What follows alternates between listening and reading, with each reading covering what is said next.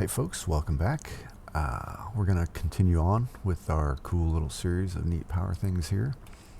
And in the last video we talked about what to do with a capacitor, or an egg timer, if you want to think of it that way. And so we are going to, well, we're actually going to use our teleporter here. Side note for you guys.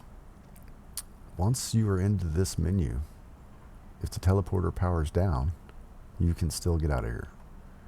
So we're gonna, let's see, we're gonna go to the Cobalt Castle, because this is where I have a more elaborate setup.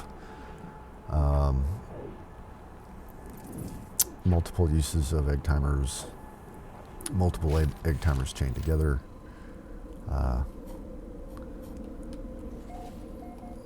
So let's go check that out.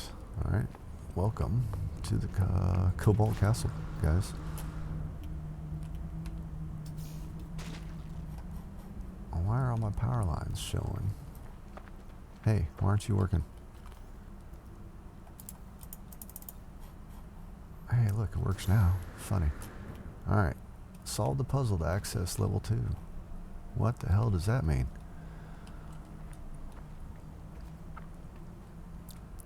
Alright, so here we have a push button door.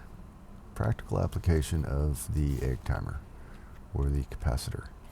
Okay, look at that. One-way door.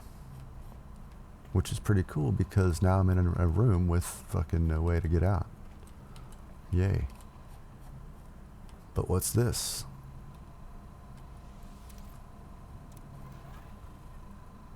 Alright. I've got a battery draining. Looks like a timer.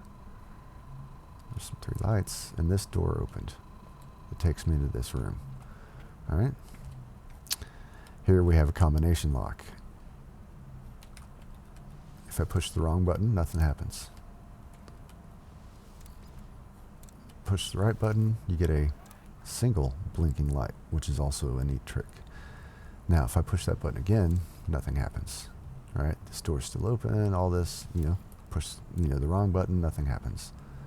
The next button, if you push it, you get another single blinking light.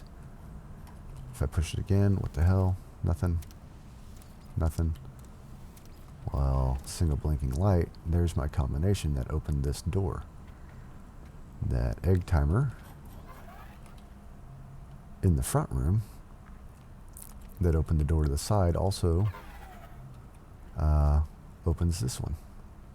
So you have a certain amount of time to pick the lock. That is what you can do with a capacitor. So, practical application. Let's get inside here a little bit and see what does this look like.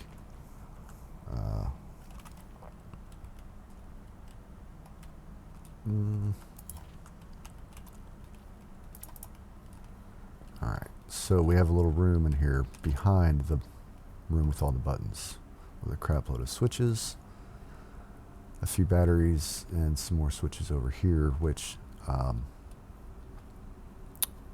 actually aren't part of the puzzle. But this is what it all looks like. Okay, so we are going to actually, let's get rid of that. And we're going to put our camera over here. Okay, so on the other side of the wall there is a button, and a button, right? In fact, that's where these lines are going to, through the wall there, etc. So the top half is your capacitor, the bottom half is your single blinking light. Okay, so when the button is pushed and power goes through, you get power that cycles down this way, right? It goes through this switch, which turns on this, right? Which turns on this. Power's already going through. Okay, this also lights the single blinking light. which activates a power inverter switch, which turns off the power, which turns off everything else, which means power goes through for 1 second, lights the light, and then it shuts off, and it no longer goes through, even if power is, well, power won't be coming through. So that's your single blinking light trick. The rest of it is just, here's a capacitor.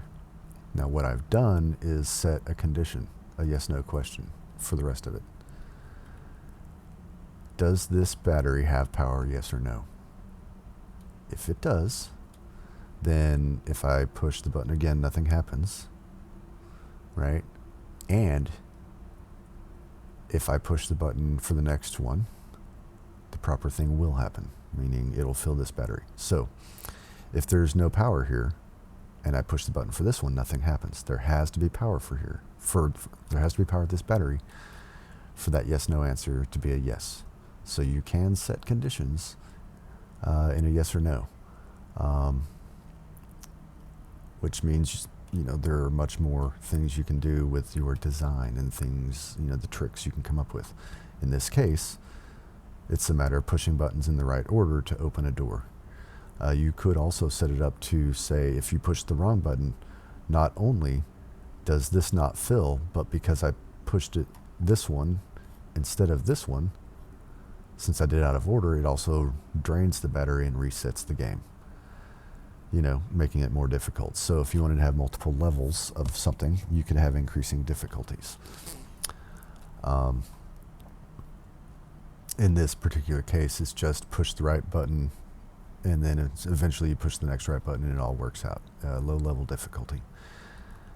But that, my friends, is the inside of this. It is very, very ugly, even though I tried to clean it up. And that will be that. So practical application. I hope you enjoyed this video. There are more ideas and things. There are some things I'm working on right now that I haven't got completed, but when I figure them out, I'll put them up.